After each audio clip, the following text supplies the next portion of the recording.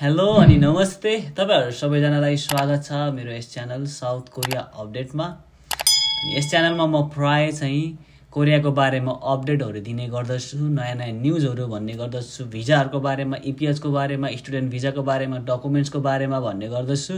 र आज पनि म एकदमै महत्त्वपूर्ण भिडियो लिएर तपाईहरुको माझमा आइसकेको छु र टाइटल र थम्बनेल हेरेर तपाईले थाहा पाइसक्नु भयो होला कि आजको भिडियोमा म विशेष गरी कोरियाको साउथ कोरियाको स्यालेरी कति छ, मन्थली स्यालेरी 2023 मा अहिले स्यालेरी बढेको छ कि घटेको छ भनेर म तपाईहरुलाई बताउन जाँदैछु। र एउटा कुरा विशेष गरी भन्न चाहन्छु, मैले आजभोलि कन्टिन्यू हालिरहेको भिडियोमा म देख्छु लाइक्स गरिरा हुन्छ, कतिजनाले कति लाइक गरेर आउँदैन, भ्युजहरु आइरहेको हुन्छ, तर सब्स्क्राइब चाहिँ गरिदिनु हुन्न तपाईहरुले। आई डोन्ट नो, म साच्चै बुझ्दिन त्यो कुरा चाहिँ किन हो भनेर है। 37 अनि 38K है, 1000 जनाले हेरिसक्नु भएको छ एउटा भिडियो, दुईटा भिडियो हैन, तीन चारवटा भिडियो चाहिँ अझै 1000 भन्दा 10000 भन्दा माथि छ, तर सब्स्क्राइब चाहिँ गरिदिनु भएको छैन। त्यसले मलाई एकदमै निरुत्साहित गराउँछ। म झन्डै 8500 मा पुग्न लागेको छु। मेरो सब्स्क्राइब्स 10000 बनाउनलाई मलाई एकदमै सहायता गर्नु होला, म त्यसको लागि एकदमै उत्सुक छु। सो आजको भिडियोलाई हामी सुरु गरिहालौं र लाइक र सब्स्क्राइब गर्न चाहिँ लोभी नभइदिनु होला है त। मेरो च्यानलको नोटिफिकेसन, मैले कुनै पनि भिडियो हाल्ने बित्तिकै तपाईलाई नोटिफिकेसन आएको तपाई चाहनुहुन्छ भने त्यहाँ गएर बेलमा पनि रिङ गर्नु होला। सो ढिलो नगरिकन भिडियोमा पसिहालौं है त।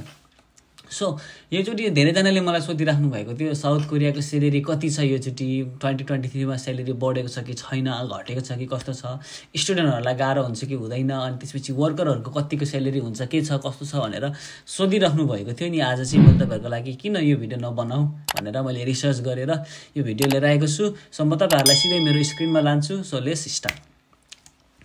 सो तपाईहरु मेरो स्क्रिनमा आइसक्नु भएको छ है, तपाईहरुले देख्न सक्नुहुन्छ साउथ कोरिया को बारेमा, यहाँ स्यालेरीको बारेमा यहाँ न्यूज प्रकाशन भएको छ। South Korea's minimum wage of 2023 is confirmed भनेर लेखेको छ है। साउथ कोरियाको मिनिमम स्यालेरी तलब ओके कति छ भनेर कन्फर्म भइसक्यो, 2023 को लागि कन्फर्म भइसक्यो भनेर लेखेको छ यहाँ। म यहाँ छोटो न्यूज पढेर सुनाउने छु। The minimum wage in Korea is confirm to be Korean won 9620 per hour है, 9620 वॉन पर आवर को हिसाबले स्टार्ट भइसकेको छ from January 1, 2023। This is an increase of 5% compared to this year. 5%ले चाहिँ बढेको चाहिँ रहेछ यो वर्ष चाहिँ है त। त्यो चाहिँ खुसीको कुरा हो हामीहरुलाई। अहिले हामी हेर्नेछौँ गएको वर्ष कति थियो र अहिले कति भएको छ भनेर। सो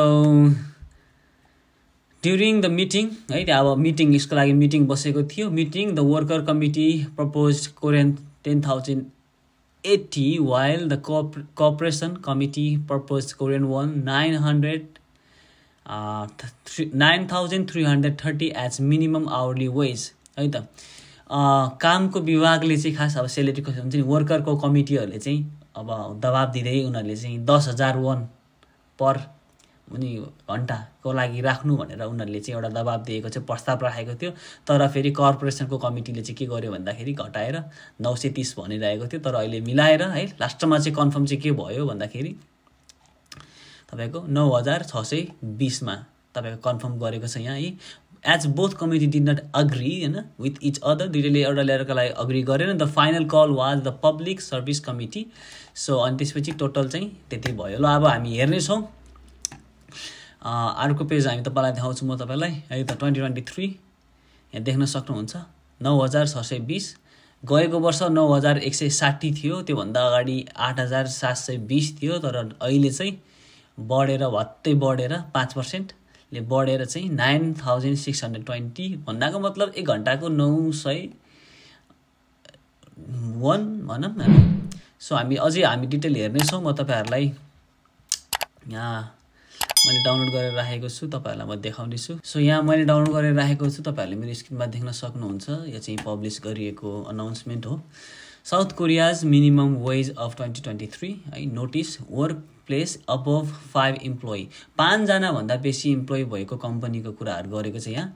पर वीक, पर हप्ता है 40 आवर्स काम हुँदो रहेछ, 40 घण्टा काम। पर मन्थ 209 भनेको एक महिनामा 209 घण्टाको काम हुन्छ।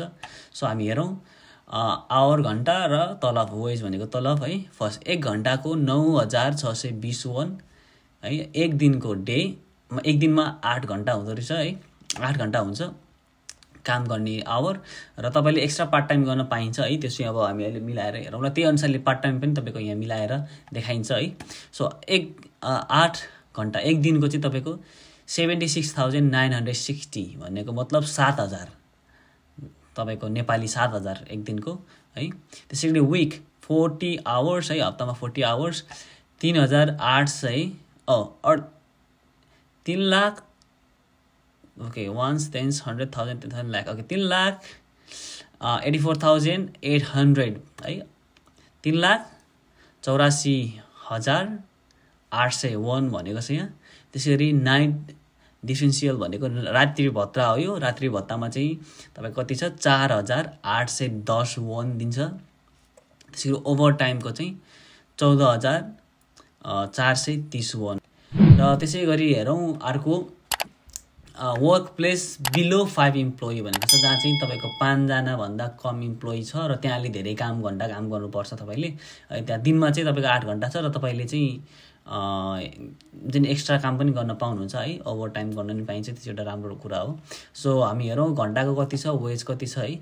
एक घण्टाको तपाईँको 9,620 वनै हो है। डे टाइम चाहिँ दिनको 8 घण्टा 76,960 र विकमा चाहिँ 44 घण्टा। तपाईँले यहाँ अगाडि देख्न सक्नुहुन्छ अघिकोमा चाहिँ है 5 जनाभन्दा बेसी भयो कामदार भएको कम्पनीमा चाहिँ जम्मा 40 घण्टा काम छ हप्तामा, तर चाहिँ यहाँ कम भएकोमा तपाईँले हेर्न सक्नुहुन्छ 44 घण्टा काम छ क्या हप्तामा। र तपाईँले 44 घण्टा काम गर्न सक्नुहुन्छ एक हप्तामा। त्यसै गरी तपाईँको स्यालेरी 4,23,280 वन् कोरियन वन् छ। रात्रि डिफरेन्सियल रात्रि भत्ता छैन यसमा है। त्यसै गरी ओभर टाइममा चाहिँ त्यही 14,430 नै छ, दुईटैमा एउटै हो है। सो कति पुग्यो त नि, अब हेरौँ मन्थली कति छ, आवरली कति छ भन्ने कुरा हामी यहाँ हेरौँ। सो आवरली है 9,620 वन्। डेली एक दिनको तपाईँले अब कति कमाउनुहुन्छ, एक दिनको चाहिँ 76,960 वन् है, त्यो भनेको 7,000 नेपाली।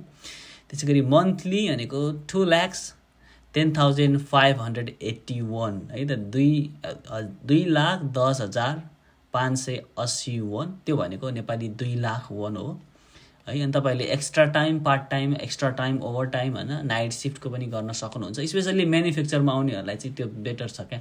म्यानुफ्याक्चरमा आउनेहरूलाई चाहिँ आफ्नो आवरको हुन्छ नि घन्टाको काम सकिसकेर फेरि नाइट आवर अथवा एक्स्ट्रा सिफ्ट गर्न पनि मिल्छ, ओभर टाइम काम गर्न पनि मिल्छ।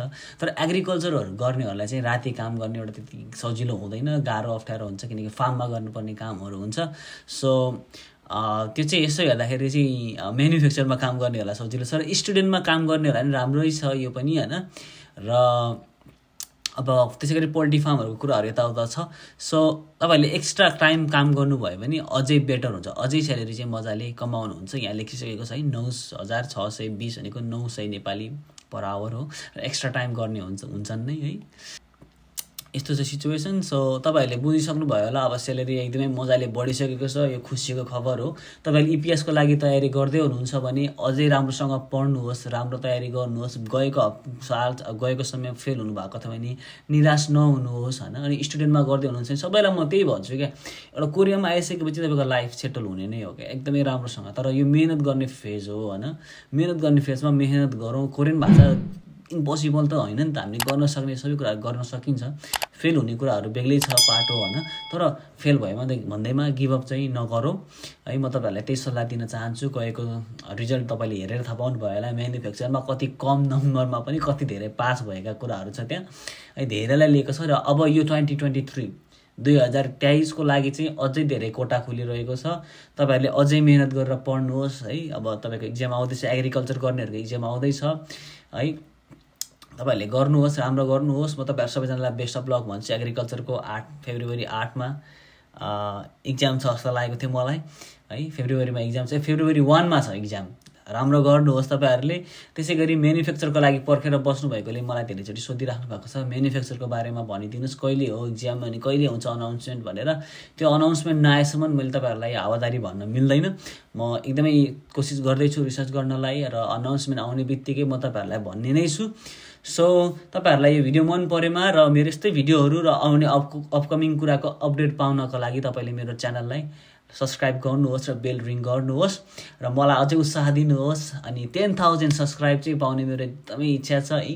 सो मलाई ग्रो भएर 10,000 मा रिच गर्नलाई सहायता गर्नुस् है त।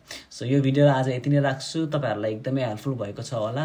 बेस्ट अफ लक, राम्रो गर्नुहोस्। अनि त्यही भन्न चाहन्छु तपाईहरुलाई कि गिभ अप नगर्नुहोस्। लाइफ स्ट्रगलमय छ तर तपाईले यो स्ट्रगल पार गरेर कोरिया आउनु भयो भने मज्जाले कमाउनुहुन्छ है अनि तपाईको लाइफ सेटल हुन्छ। सो यति भन्दै म तपाईहरुसँग आजको भिडियोबाट बिदा हुन चाहन्छु। बेस्ट अफ लक, राम्रो गर्नुहोस्, किप अन स्टडिङ, पढिराख्नुहोस्, अझै राम्रो गर्नुहोस् र कोरियामा आएर तपाईको सपना पूरा गर्नुहोस्। हुन्छ सबैजनालाई नमस्ते।